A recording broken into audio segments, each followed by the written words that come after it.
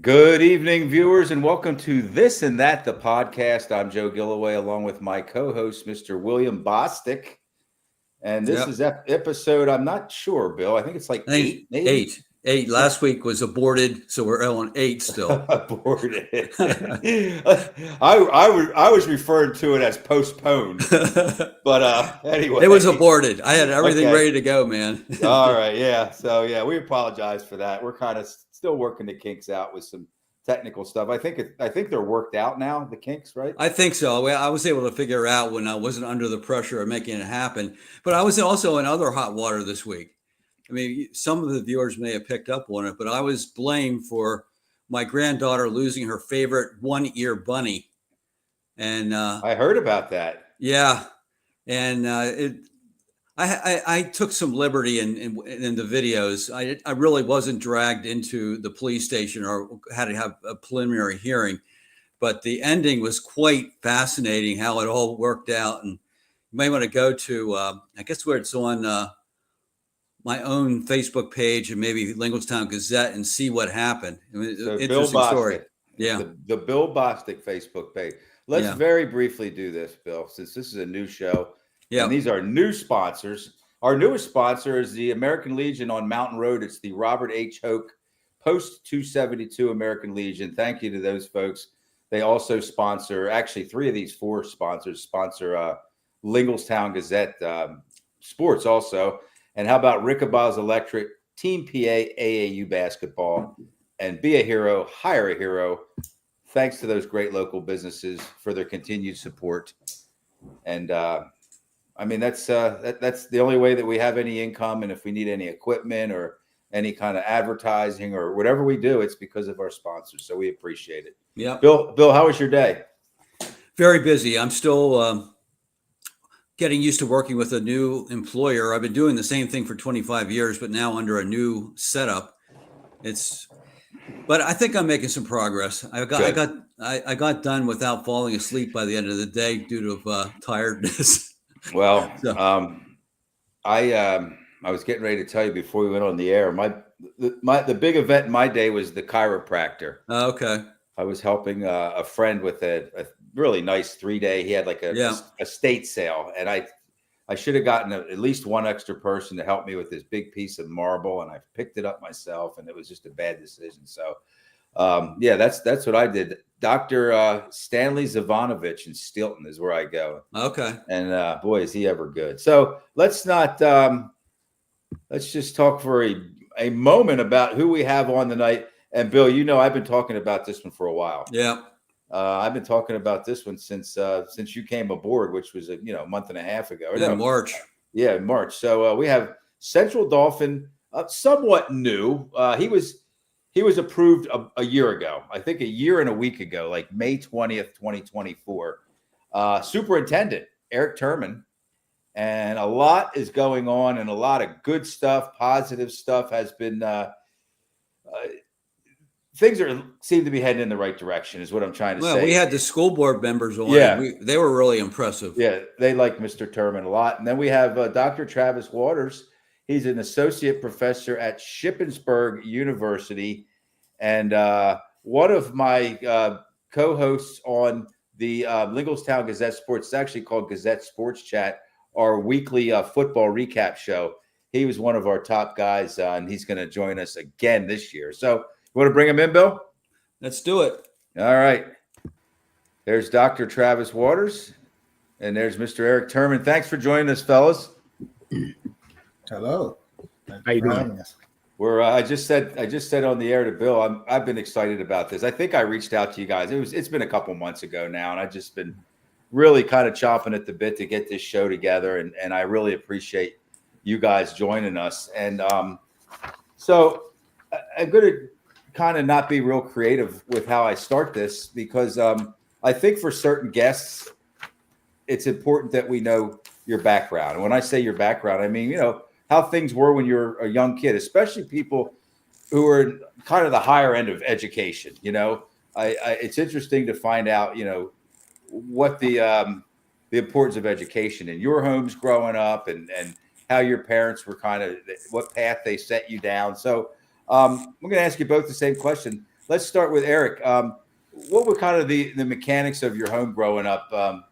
Did you have a family that pushed you towards being educated and kind of encouraged you and were there for you to help you along the way? Yeah, my mother was actually a classroom teacher, so she taught Head Start, and she taught at Amanda Stout Elementary School for several years before she retired. So education has always kind of been in our family. My father was with me until I was 12. Then, he unfortunately passed away. So, I had to kind of grow up and try and navigate things and kind of figure things out, as a young male, not having any male guidance there with you each and every day. So, my mom was tough. She was strict, and obviously you don't see it at the time, but when you get older, you realize the intent and her purpose and why she was the way she was. So for me, with her, she was much more like, you got two options. Either you're going to go to school and you're going to make something of yourself, or you're going to have to figure it out on your own. So I think, once I kind of put things together and the stars aligned, I just went to Alvernia College, University, college back then. And, things just started to move forward with me, and get my bachelor's and master's degree. So, my mother has always been, was always the rock for me and really pushing me forward. And, so that's, I credit her for, the person I am today. Without her really being strict and tough on me, I probably wouldn't be sitting in this chair today. Right. Now, that's not surprising. That's kind of like why I asked this question, because I figured there had to be some semblance or some background of education in your home. How about you, Travis? Yeah, so it's interesting because my mother was a classroom teacher as well. She taught middle school in Camden, New Jersey, which was a tough environment. So she was very, she did push. I have a brother and a sister, and she was adamant about education. She would get us any kind of help that we needed. It's interesting. I was probably the only one who needed additional help because even though, I have both of my parents were college graduates. They're first generation college graduates. Both of them grew up in the projects. My father in the projects Hillside Village in Harrisburg, and my mother Whiteside Road in Pittsburgh in the projects. But they're first generation college graduates. But we moved around a lot. So from K to 6, I want to say I went to 6 different elementary schools. Wow, that's a lot. So it wasn't until later on I realized that I had some gaps in my learning, because when you move around so much, and sometimes in the middle of the school year, the curriculums are different. So you might get a repeat of something, and you might miss something. And I realized that later on. And then on top of that, I was shy because I stuttered, and I used to get speech therapy when I was younger. And so I was always scared to ask questions, scared to talk in class. So, moving around different curriculums and then scared to ask questions are some things I had to kind of overcome as far as education was concerned.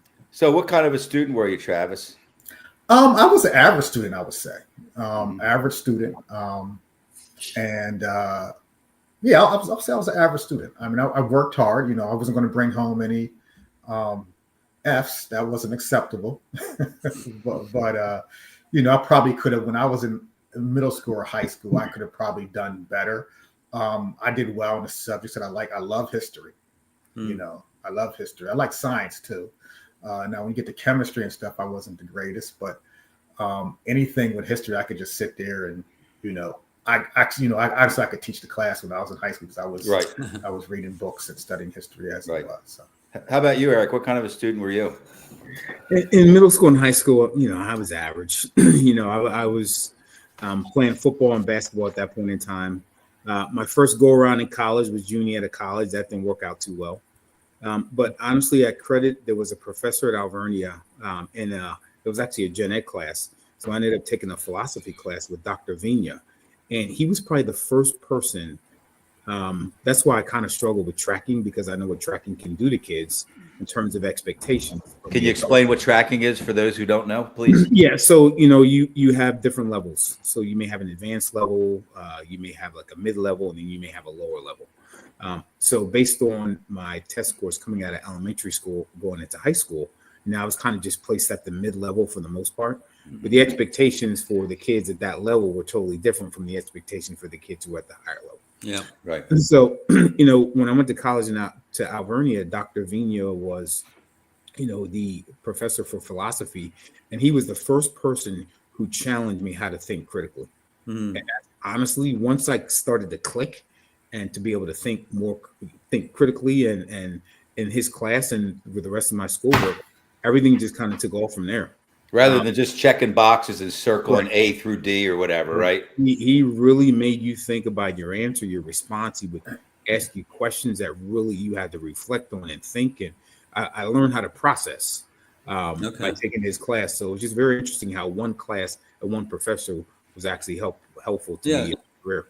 It's interesting. Lots of times you hear people talk about the critical thinking coming from math, but Eric, you got it from a completely different part of the education universe. It was what you said, philosophy. It was philosophy class.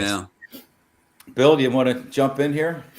No, you're doing fine. I have some questions, but I'll let you direct the flow of this, and I'll respond off of you. Okay, so I know that you guys didn't just kind of arrive in your current roles, just out of nowhere. Okay, Eric Turman, you're the Central Dauphin School District superintendent, and Dr. Travis Waters, associate professor at Shippensburg. Talk a little bit, Travis, about the path you took. And I know that you've taken on a lot of different roles in the realm of education. But for the viewers at home, where did you start to get to where you are now? So it's interesting because, as I said it, I graduated from Cheney University, and I was a political science major. And honestly, I wasn't sure what I wanted to do. I wanted to major in history. History wasn't a major. I had a minor in history. But I also like politics as well, anything to do with government, history, and stuff like that. So one of the things I asked my dad, I said, what do I do with a political science degree? He said, go to law school. And I didn't want to go to law school. And I was thinking about, I was going to try to work at not state government, at the legislature here, try to work for one of the conferences. I actually had an internship in Philadelphia. My last couple of years at Cheney, I lived off campus. I lived in Philly, so I interned in Lucian Blackwell's office, who was one of the local state representatives. He was one of the state representatives in Philly, second district. And so I did that for a while, and I moved back to Harrisburg, and I started working at youth advocate programs, working with court adjudicated youth. And then I did that for about a year, and after that, I became a juvenile probation officer, and I was a school-based juvenile probation officer at the old Roland Scott Middle School, the one that's not there anymore. And being in that environment, I wanted to teach. And the only place I wanted to teach was the Harrisburg School District. So I started investigating how I can get certified to teach. And because I had I was a political science major, a minor in history, I applied at Penn State Harrisburg, and they said, you can get. It took me 2 semesters pretty much to get certified to teach, because I just had the history back. I just had to get to the methods classes, and I had the student teach. So from there, I started teaching at the Harrisburg School District. I started coaching football at Harrisburg School District. I was teaching at the Harrisburg School District, and then I moved on to the Stilton Highspire School District just because of some issue. I was a long-term substitute, and at the time, because Harrisburg would hire people, and they would hire people in the spring, and then when the school year started, they say, by the way, I got another job, and then they'd be stuck, and they would wait. And because they were waiting, I didn't know what they were doing, and I applied at Stilton Highspire School District. I did get that position. And one thing they told me, they said, Harrisburg's going to call you, and right before the school year starts, and you're not going to leave us high and dry. And I said, being a new teacher, I didn't want to burn any bridges. So Harrisburg did call me. School started on a Monday. They called me on a Friday and asked me, you want to come teach? And I said, well, I can't, because I accepted this position at Stilton High School. And I remember Fred Clark coming out in football practice, trying to convince me to stay at Harrisburg. And I really wanted to, but I was, again, I gave him my word. So I taught there for several years, and then I got certified as a principal. And I became assistant principal there. I think I was there for about a year and a half. Then I moved on to the Susquehanna Township Middle School and was an assistant principal. And then I went back I was assistant principal and principal at the middle school. Then I moved back to Stilton High Spire as principal, then assistant superintendent. And I became a superintendent after about a year as assistant superintendent. And then I got another contract, and I thought it was time to move on to higher ed. Is something I really wanted to do, was to move on to higher ed. So a position opened up in Shippensburg. I applied there, and I've been there since 2021. But in the meantime, while I was at Shippensburg University, I was also the chief recovery officer for the Harrisburg School District, which is not working for the school district. I was actually contracted with the Department of Education. Right. I did that. I think it was a year and a half, 2 years. It just got to be too much. One of the reasons why I left the superintendency, it was like, okay, I wanted to take a step back and not work 16-hour days. You essentially had pretty much two jobs, two full. Yeah. And I was supposed to be doing it part-time, right? And it turns into full-time. Meetings are crossing. I have a meeting with Shippensburg and Harrisburg, the district at the same time, or PDE. It just got to be too much. So I left there as chief recovery officer last June. I ended last June, and I've been back continues full-time at Shippensburg, teaching in the Department of Educational Leadership and Special Education. Okay, thank you. And how about Eric Turman? How did you you didn't just plop into becoming a superintendent, right? No. How did that all start, and what path did you take? So I started teaching in 10th and Penn Elementary School in the Reading School District back in '97. Taught there for about 8 years, and then jumped I was an assistant principal at Northeast Middle School for about a couple months, and then I got the principal job when Mr. Jamila retired. So I was at Northeast for about 2 years as a middle school principal, and then I went to Philly as a high school principal for a year. And the superintendent at that point in time called me and asked me that I want to come back home. So I came back to Reading, and I was the director of elementary and the director of secondary for a period of time. Did that probably for about 5 years. And then a new superintendent came in, and Reading High School was a failing school. Was about to be taken over by the state. So he put me up there, and I honestly was up there for 10 years. So it ended up, when I started, there were about 2,500 kids. When I left there was 5,500 kids. Wow. So, there were a lot of kids at one high school. Left there, went to Harrisburg as a superintendent for 3 years, and then transitioned to Central Dauphin this school year. How do you, I know there's has to be a lot of similarities between Harrisburg and Central Dauphin, but there has to be a lot of differences too. What are the biggest similarities? Just that there's a lot of kids that need to be educated, sure, but are there any other similarities that come to mind? Honestly, every district has its own challenges. Doesn't matter what district you're in. And there's some similarities here, but those same similarities would be if I were at Cumberland Valley, right, Hannah, or anything. So it's nothing out of the ordinary that's similar or different. But the challenges you face in the role are challenges that my colleagues face at all the surrounding districts. When we get together once a month, we get a chance to talk about some of the challenges we're going through, and all of us, for the most part, are dealing with the same issues, same concerns. So it's really nothing different going from Harrisburg to Central Dauphin, like glaringly different. It's just that it's probably the biggest difference between both is it's just bigger. Right. I can get in my car at Tri-C, and it'll take me a good 45 minutes to get to Middle Paxton. So, okay. Right. Yeah. It's all the same. So that's probably one of the biggest differences is the amount of space it is from one school to the next. Right. I like that you use the term challenges, because that's what I've learned to use over the years. I don't like problems, and I like that.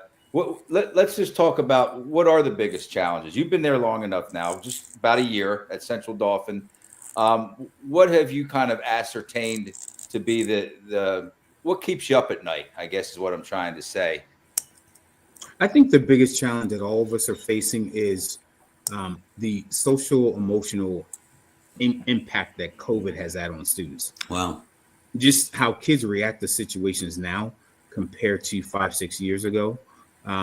It's different. We are seeing an uptick in like safe to say, once again, it's across the board. It's not just us. So really the impact on COVID and how kids are dealing with situations, that has definitely been a number one challenge for all of us. I would say the second challenge is dealing with students and social media. That's not just us, it's everyone. It's a real challenge with social media and how it starts so many things, and the amount of screen time kids have and looking at a phone all day, and you're competing with something that's the size of, that's not, right. That's a very small object, but it has such an impact on kids. I see it with my own kids. If I take their phone and say, hey, you know what, we're going to eat dinner, and take their phone, I mean, you think the world's going to end. So, right. Yeah. So, I got a couple follow-up questions. Sure. Eric, when you talked about COVID, help me understand. I mean, just in simple, broad terms, what you're really talking about. What kind of situations do kids have problems that you're tying to the COVID experience? Yeah, so a lot of kids, depending on the district, some districts stayed home for a year and a half. Okay. A lot of districts came back in some level, some capacity, but just kids and how they interact with each other. Okay.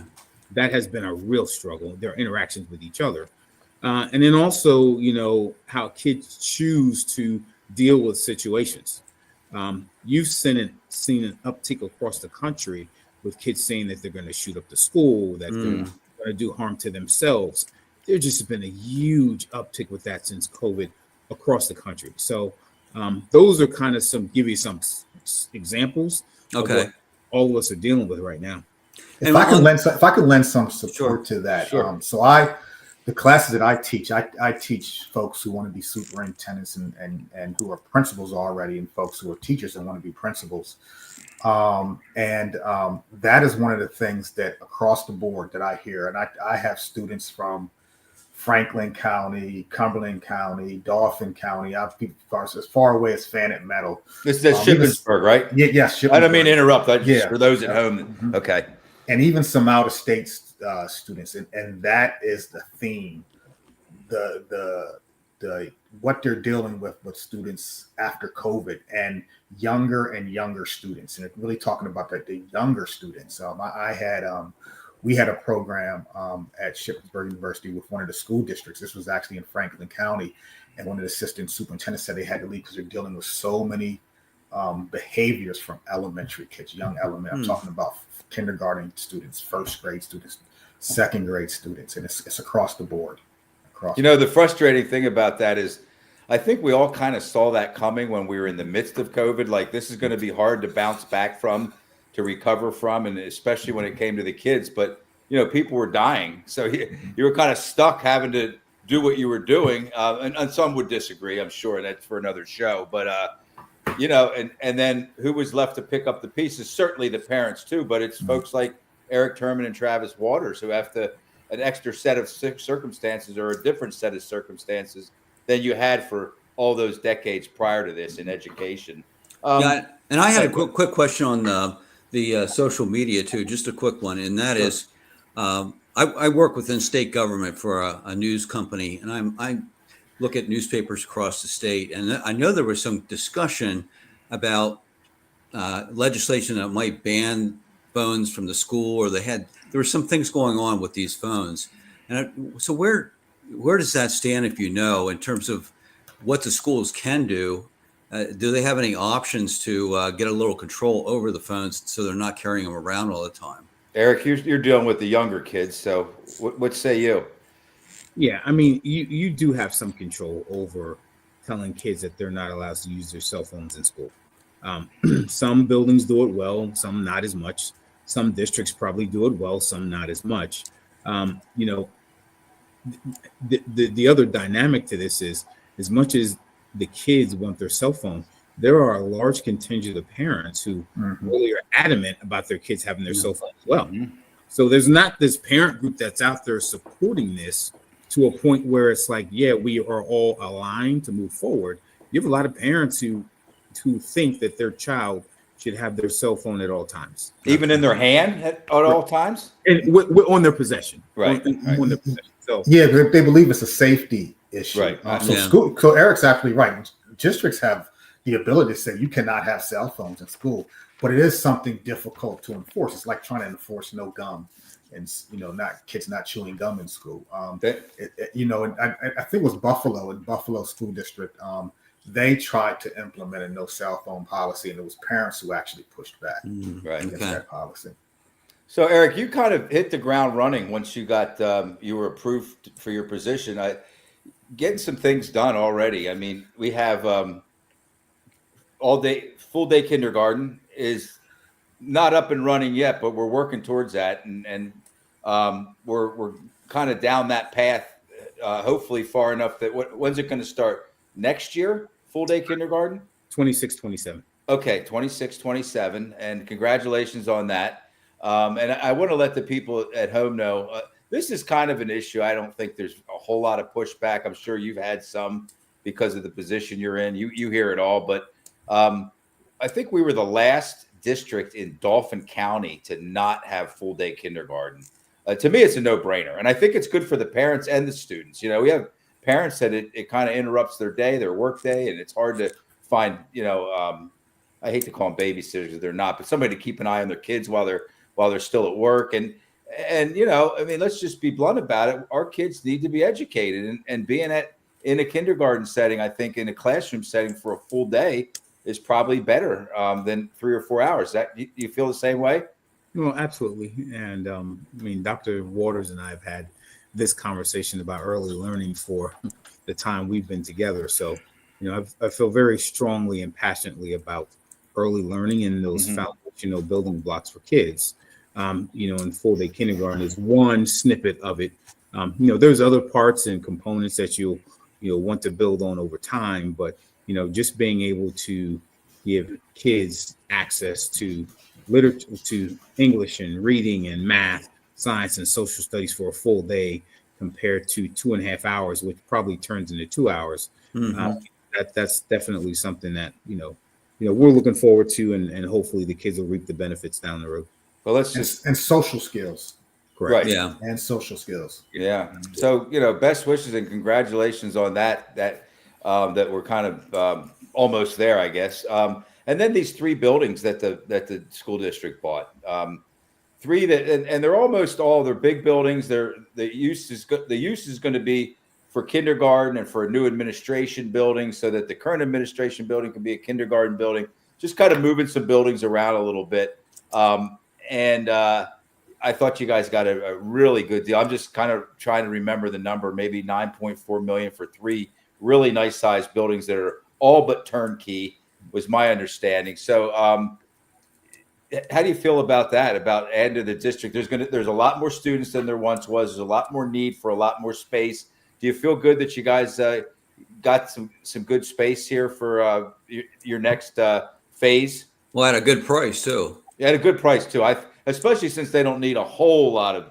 You got to kind of renovate them to fit your specific needs. But other than that, I think they're in pretty good shape. Are they? Yeah. So I think the long and the short of it is the conversation started not based on full day kindergarten. It was more about capacity in the elementary.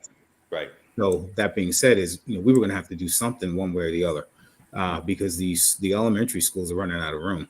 The sign "there's no more room at the end" was going to get to a point where I don't think any of us knew where we were going to go with kids maybe 2 or 3 years down the road. So it was almost like coming up with a solution to honestly solve 2 things: capacity in buildings and giving kids what they need as well. So just worked out. There was a school district that was mentioned in our prior show. We got these buildings for $9-10 million, and what was like $100 million for Susquehanna Township? What you remember what it was, Joe? Somewhere in that realm, yeah. They're building a new building, and they're going to spend around $100 million. Yeah, So thank you for clearing that up, though. I mentioned, I alluded to the buildings having a lot to do with the full day kindergarten. It has a lot to do with elementary school students, as a whole, and just making space for them. And I think there's some beautiful buildings, and I'm excited about it. I'm a Central Dauphin alum. So Travis, let me move over to you. You're teaching older kids or young adults. Well, this younger and middle age. I mean, these are folks who are principals and Okay. teachers. So yeah. How has just because of your background in education, I'm sure you remember how things were when you were a little younger. How has the college, the university piece changed over the years? Well, I've only been I guess I have to compare it to, like you're saying, when I was in school. But just like I think the big changes in higher ed, just like K-12, are the amount of online learning. A lot of folks are coming in requesting online learning, online courses, and I have to be perfectly honest. I'm going to be, I'm not a fan of that mode. But I think it's something you have to adapt to if you want to be successful. You have to give folks what they want, or you're going to fall behind, because right now higher ed is struggling for students. And I teach in educational leadership. There's a teacher shortage nationwide. And so with that teacher shortage, that's going to impact higher education, because first off, you have fewer people going into teacher education programs, and you're going to have fewer teachers who are going to become principals and superintendents. So it's impacting us all the way around. But I think the big change is just the level of online learning. I teach 2 summer classes this summer. I had a class right now yesterday conducted entirely through Zoom. Okay, so Eric, let's move over to. I kind of asked your permission before we got on the air if I could ask you about the school board.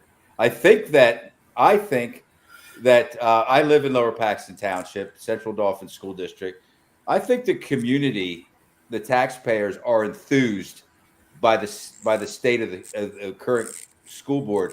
How do you feel that you've been working with them for about a year and have a lot of interaction with them, and you guys kind of rely on one another? How are you feeling about that relationship and how they're doing for, let's say, the students, the taxpayers, and the teachers? It's we call ourselves a group of 10, and I wholeheartedly believe that, because we do work very closely together.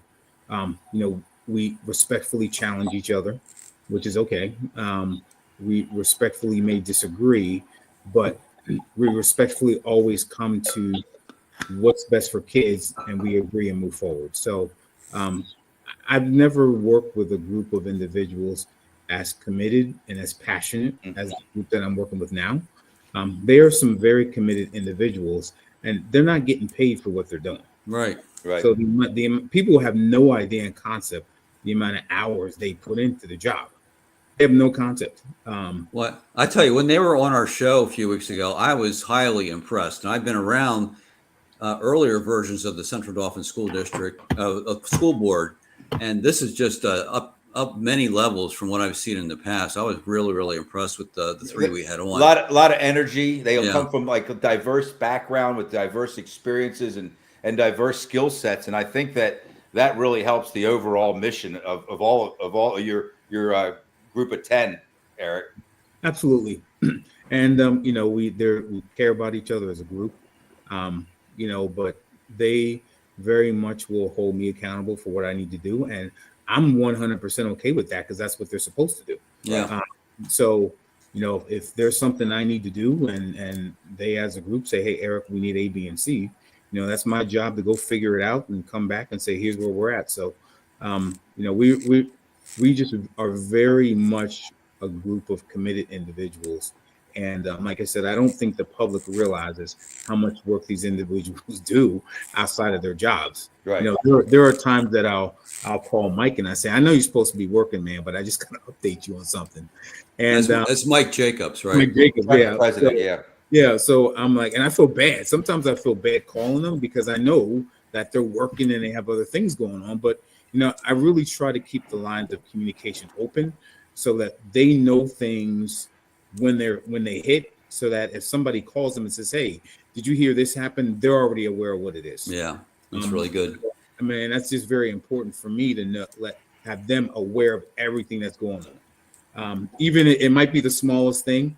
I'll just shoot them a text and say, "Hey, this happened here. Just want you to be aware." So, we have really formed a strong bond. And the strong bond is we all are committed to the students at Central Dauphin School District. So I'm very excited what the future holds for all of us as we move forward. What is kind of, and I'm not asking you for any secrets here, anything that's not ready for public consumption, but what are kind of the big issues that you guys are working on now? I know air conditioning is one, okay? I'm not going to ask you to get into that. We talked about that on the show a month ago, and I know that you guys are working towards getting AC in all the buildings. So if there's any viewers at home and your kids go to school where there's no AC in the building, they're working on that. But besides AC, what are kind of the big issues right now that you guys are trying to implement and kind of pass? And I think the biggest issue for all school districts is the amount of funding that we're getting from the state for some of the challenges we have in schools. Mm-hmm. So, are we getting a small amount? No, but are we getting enough to really do what we need to do for kids? No. So it really is the balance in terms of how you do right by the citizens of Central Dauphin, but then how you do right by kids. But, some of the things they're just out of our control. And I would say if I had to think one thing that every school district is dealing with is it's the amount of special ed classes that we'll probably have each and every year. I mean, if I look back, and I know I look back from 2015 to now, I mean, it is almost quadrupled from 2015 to now. So the amount of money we get from the state in order to be able to handle what we need to add is not adequate enough for us to provide what we need for kids. So that's a challenge that we're facing, but we're not alone in that. Everybody's facing that same challenge. Yeah. On that topic, I actually am. My family's adding one more to the special education area. I have a 6-year-old that was diagnosed as autistic, and she's on its early intervention program now. But as I hear this talk about special education, I'm just wondering where are you getting special education teachers? I mean, I think there's a shortage of them. So how do you compete to get people to actually staff these classes? It's been a challenge, and once again, it's a challenge for all of us. And you have to end up doing something called putting people with an emergency permit. That's not ideal. Right. So we have partnerships to try and get these individuals up to speed and get certified at some point. But it's not ideal putting somebody in front of a classroom of kids, especially a specialized classroom, who there's a whole nother skill set that you need to support the kids, who's never been in an education class in their life. And that's tough, but it's the need coming in, like it just trying to find these individuals. And then what districts are doing is we're just poaching from each other. Someone will leave so-and-so to come to me, someone will leave me and go someplace else. It's almost like a carnival, which doesn't solve the overall problem. Correct. So issue. Correct. Yeah. So that has been a challenge, and because Bill, you kind of brought it up, the students with autism is probably every district's biggest challenge right now in the area of special ed. Yeah, I can believe it. It has totally really become a priority for everyone trying to get in front of what to do with the students who are coming in, because they're really coming in with some severe behaviors. And how do you support the student? Then you're supporting the student, you're supporting the other students in the classroom, then you're supporting the adults who are working with the student. So it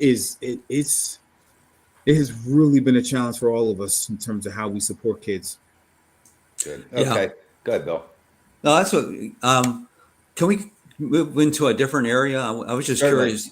I was just Absolutely. curious, there's been a lot of news coming out of DC about the Trump administration wanting to shut down the education department and all that kind of stuff. And I'm just wondering at this point, as you're in the midst of finalizing a budget, I believe, what kind of impacts have you experienced, if any at all, when it comes to all this scuttlebutt coming out of DC and what they're doing with education, moving things around from one department to another potentially? Well, nothing yet. I think Okay. everybody's kind of just holding their breath. All right.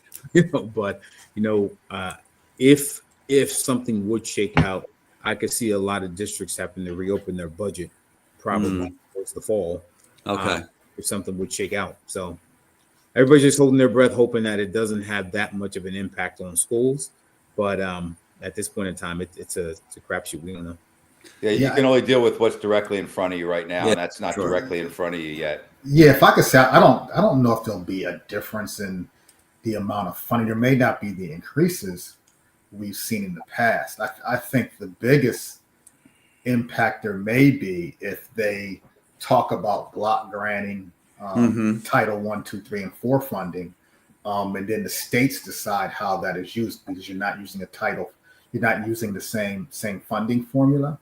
So if a state chooses to say, okay, they're going to give us a block grant, we're going to use it for something like vouchers, that Title 1 money would go away for certain districts, and it would have a tremendous impact. Not necessarily in Pennsylvania, because I think our politics here would not allow that, but some of the maybe southern states, it would be a tremendous impact, especially for some urban and rural school districts. Negative impact. Yeah, and the other area that we got into a little bit when we talked to school board members, and it's a curiosity of mine, is the whole issue of charter schools, cyber and brick and mortar, and the parochial schools and all that, as far as private education. I'm just wondering, when you deal with that type of thing, do you at any level start to work with lawmakers trying to get them to work on behalf of public education and trying to move in a direction that's going to help public education? And it was like that competing. There's a lot of competition going on there, and the charter schools are spending big money lobbying and all that kind of stuff. So I'm just wondering, from someone doing this day in and day out, how you approach this whole subject of cyber charter schools. Eric? Well, it's a tough question. I think all districts are in the same boat with that. Yeah. I think it's one where school choice is a right that an individual has. So if a parent feels like they're going to have their best education is going X, they have the right to choose to do so. Right. The issue I think majority of us have is the fact that it's at a cost that doesn't make sense. So especially if you talk about some of the cyber programs, it's at a cost where, it's not adding up. And when they did the audit and when the findings were explained to everyone and you could see them, it was like, whoa. Like that's when you saw people across the Commonwealth like, wow, like this formula that we've had that's very archaic and we've had it forever, something about this formula is not working. And there is a strong push right now to kind of flatten out for a regular ed student how much it would cost across the board. I don't know if it's going to grow legs or not. We'll see. This is the proposal where it would be capped at $8,000 per student. Okay. Absolutely. Yeah. And then they also talked about some leveling for special ed is depending on the disability would be how the district would pay. So, we'll see, over the next couple of months if that does come to fruition. I don't think anybody's holding their breath because they've been talking about this forever. Yeah. I will say that, we have to, districts that are in these boats, I don't think people realize how much money the district puts out for, cyber charter school. Can I interrupt and just give the folks at home an example, a really good example? Steel High has an overall annual budget of $33 million. 5.5 million of that 33 goes to charter schools, and the overwhelming majority of the students in Steel High do not use that. Do not use charter schools. Mm-hmm. Well, and I'll say cyber charter I didn't mean schools. cyber charter. I'm sorry. Cyber charter schools are more I'm of an sorry. issue. You're Yeah. right. And I'm sorry to interrupt, Eric, but that's I just had that number in my head because I did a little bit of research on it.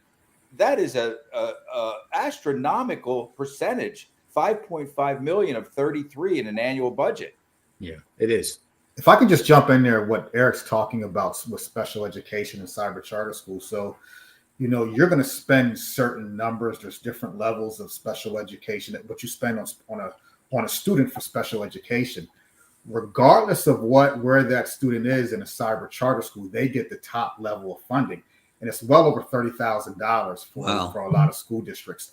For something like a student that gets speech and language therapy, which is the bare minimum that you'll have for a special education student, it does not cost over $30,000 in a cyber environment to educate any student, let alone a student who gets speech and language therapy. So really what you're doing is, and I've been saying this for years. I used to meet with Patty Kim when Patty Kim was very supportive for as far as public education still in Harrisburg School District. I said, right now, the taxpayers have to wake up because you're forcing Pennsylvania taxpayers to support a dual educational system. And we can't do it. And the system's going to implode on itself. Oh, would you explain the dual aspects just to make it very clear? So because you're when I say a dual educational system, so if I live in Susquehanna Township, I'm a Susquehanna taxpayer. I'm supporting the Susquehanna Township School District, but I'm also supporting Commonwealth Connections Academy, Reach Academy, all these other cyber schools. Because what happens if Susquehanna Township loses 20 students to a cyber school, they're not closing classrooms because they're not coming evenly from the same grade bands. So what they have to do to make up that money, they're simply raising taxes, which I understand. And so it's not a sustainable system as far as how we are funding cyber charter schools. Yeah, and it seems I'll give you my opinion. We don't have to, as educators, don't have to respond to this, but it seems like I read an article right before we came online that a lot of money is being spent from the cyber charters to impact lawmakers, the lobbying aspect. That confuses the whole thing. Absolutely. And that's why I think there's very little action because the lawmakers are between a rock and a hard place. They want the money so they can get reelected, but the money also, holds things up and delays things. So we really need some leadership at the state level, someone to really stand up and take put the position out there and get this thing moving. It's just been held up way too long. I really like the first answer that Eric gave, though, about you don't claim to know what's best for everybody else's kids. Yeah. And maybe a charter school, maybe a brick and mortar charter, maybe a cyber charter, but it needs to be addressed, and the money needs to be really kind of looked at. I think they're allocating maybe $13,000 a year for non-special needs. Is that right? Is it in that realm? And I don't think it adds up. I mean, I really don't. So let's not beat up on charter schools. I mean, that's kind of one of the things that's going on. But it was a great point that Eric made that maybe that's what's best for some kids, and let's not get rid of that availability or that option altogether. Yeah. Travis. Yeah. So my thing is, I'm not beating up on cyber. No, I don't think anybody. Because I think that's nobody. That's an option for parent wants it. Absolutely. My issue is how they're funding them. Right. No, I didn't think that you were. And that's causing, that's negatively impacting brick and mortar schools, but it's actually negatively impacting it. It's not fair to taxpayers. And I think State Auditor General DeFore, his information proves what you're talking about. So there's one other curiosity I have, and then maybe we'll see what Joe has here. But I graduated from Northern High School in 1976. I was probably one of the top 10 academic students in that school that year. My dad was a teacher and athletic director and all that. And when it came to Christmas time, my senior year, my dad came to me and said, "Bill, you're a senior. What are you going to be doing next year?" There had been no discussion up to that point about what I was going to be doing. And he was an educator too. Yeah. Wow. And, so he pretty much picked up that I didn't have a plan, which I didn't, other than maybe watching the Flyers play that night. And he made moves. He had some connections, and I ended up going to Messiah College. That was a disaster. My point is, how in that setting in 1976 in Dillsburg, Pennsylvania, how in the world could a top 10 student get to that point and have no encounter with a guidance counselor to say, hey, let's start showing you some steps to take. And I think things have improved considerably since 1976. And I wanted to see, Eric, can you explain just how things have changed, hopefully for the better, when students advance through the grades, and how the school districts now are helping kids prepare for leaving high school? Yeah, you bring up a valid question. I think majority of districts at this point have kind of a career path or pathway type model to guide students along what path they choose from. Some do it in middle school, some start as early as elementary. Guiding them through a progression of courses or whatever it may be, to make kids. You'll hear a lot of districts say, how do we make kids college and career ready? The career ready part is just as important as the college part, because there are careers that kids can get out after graduation where they only need to go to school for 6 months or a year or 2 years, right in the workforce. Right. I've seen a lot of kids get to a point where, they may go to a Thaddeus Stevens, or they may go to a trade school, and, they're jumping right into welding and manufacturing. And there's all these jobs out here where you don't have to go to college for 4 years. Right. I think when we were growing up, it was drilled in us, you must go to college for 4 years. Right. But nowadays it's kind of where they're kind of telling kids, hey, you don't have to have that large amount of debt. There are so many careers out here now that kids can really jump into career fields now where they're just kind of wide open. And then you have, and the one area which I'm not 100% sure, I've got on the train, but I know I'm starting to make steps to get on the train. And you have this AI world that's out there. Like, what is that going to mean in 5 years? What job is going to be out there for kids in 5 or 10 years when it comes in the world of AI? So how do you prepare kids for that? So, I think schools right now, districts right now, really put a career focused emphasis. Like, hey, if you want to be X, here are the courses you should take to prepare you for that when you enter college there or when you enter the workforce. Great question, Bill. Great answer, Eric. Well, just one thing of follow up. I think in 1976 at Northern, they had one guidance counselor on staff. I mean, there just wasn't. They weren't set up like we are now. Right. So thankfully, that's advanced since way back then. So let's kind of take this down the home stretch. Travis Waters, we'll start with you. Outside of what you do professionally, which we just learned a lot about, and outside of being one of my top guys on the high school football recap show from August through December, what do you like to do? You want to talk a little bit about your family or your life outside of your professional life? What I like to do, I love sports. So I still at 54, soon to be 55 next month. I still like playing basketball. I've been on the shelf here for about a week and a half because I hurt my knee. But I play basketball 3 to 4 days a week. Lift weights 4 days a week. I love traveling. And I do stuff, with my fraternity, some community service stuff. And actually right now what I'm trying to do, I am looking at what the next step is in my life.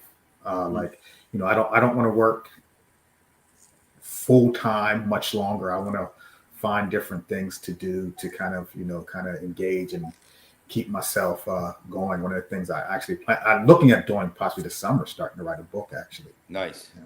Well, I didn't hear what he said. What was it? What were you going to do this summer? So looking at, I'm going to start the process of trying to write a book. Okay, gotcha. Okay. Yeah. And you're a Q, right? Mega Sci-Fi. Mega Sci-Fi Fraternity Incorporated. The real deal, brother. I know you still, because that never goes away, does it? No, and it's definitely the real deal. I have a handful of friends that are cute. I'm outside of that. What kind of a fraternity is it? Public service or what? Public service, is it? yeah. Public service, yeah. Okay. But they never leave one another. They're with each other they cool. Lend each other their support for the rest of their lives, and it's just a very kind of hallowed. I don't know. I don't want to misspeak, but I respect you and all my other friends that chose that path. You know. How about you, Eric Turman? What do you like to do? It's not all school, right? It's not all educating. What do you like to do outside of your professional life?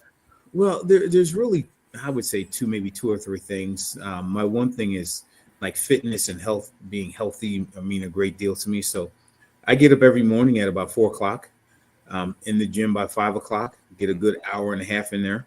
But that's like clockwork. It's just very important to me to, and I don't know if people don't realize what working out does for you, but, you know, outside of just staying healthier, you know, what I do is I force myself in the gym to create goals. And what that does is that goal setting and pushing towards achieving a goal actually helps me at work, because I can do the same thing. It's a parallel. So I get to work and say, all right, I need to do A, B, and C. And then I push myself to achieve the goal. But it's a lot easier for me to do that because I'll get in the gym and I'm like, all right, today I'm going to bench X. And then I'll really try and work hard to get to that point.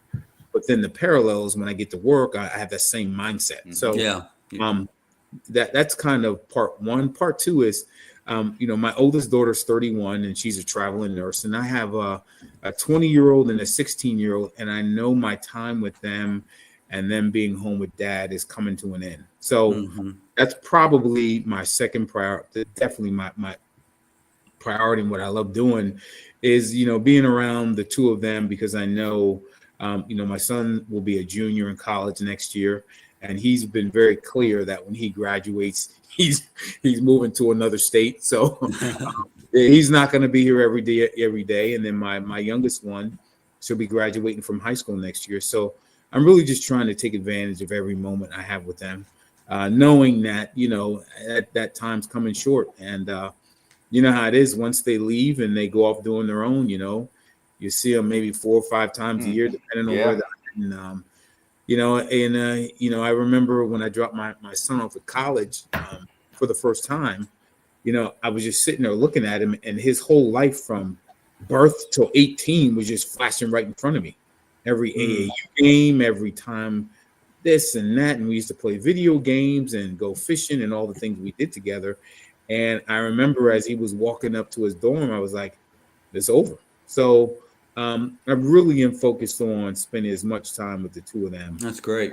Before they transition out. So yeah, you seem to be very in touch with the reality of it, because I have a son who's 36 and he lives in Lancaster. It's 45 minutes away. I see him 4 or 5 times a year, just like you said. We love each other. We talk, we text, but he's got his own life down there. I have my life. And so anyway, fellas, thank you very much. Yeah, I kind of committed to keeping it under 60 minutes. I've done that. And, you know, I don't set expectations before these shows start, but had I set any expectations for the outcome, they would have fallen short. I mean, I'm just kind of really blown away by you guys as men, as educators, as you know, members of our community, and what you offer, what you do for the kids. And thank you very much for taking part. Yeah, I'll second that. I mean, it makes me feel good to have a little inside information doing this and knowing a little bit more about Eric, the school board members. I mean, it's a good look. I tell you that. Yeah. So we're gonna have Eric as a guest co-host or analyst on the football show. Travis, we'll bring him in, and then he says he does the basketball piece too, so I can bring him back and talk some high school basketball as well. So thanks, guys. Go ahead. Yeah, real quick. What we'll do is, when the Cowboys beat the Eagles on opening day, I'm definitely be on that Sunday. So okay, that'll work. I'm only worried about the playoffs, and you guys don't make the playoffs, so you won't see. All right, so let's thank our sponsors once again. Be a hero, hire a hero. Rickabaz Electric, Team PA, AAU basketball, and the Robert H. Hoke Post 272 American Legion. Thanks for all their support. And once again, for Central Dauphin School District Superintendent Eric Turman and Associate Professor at Shippensburg University, my friend Dr. Travis Waters, Bill Bostic. Great show. Appreciate it, guys. Enjoy the rest of your evening. Thank you. Okay, thank you. See you later. Yep. Bye. Take care.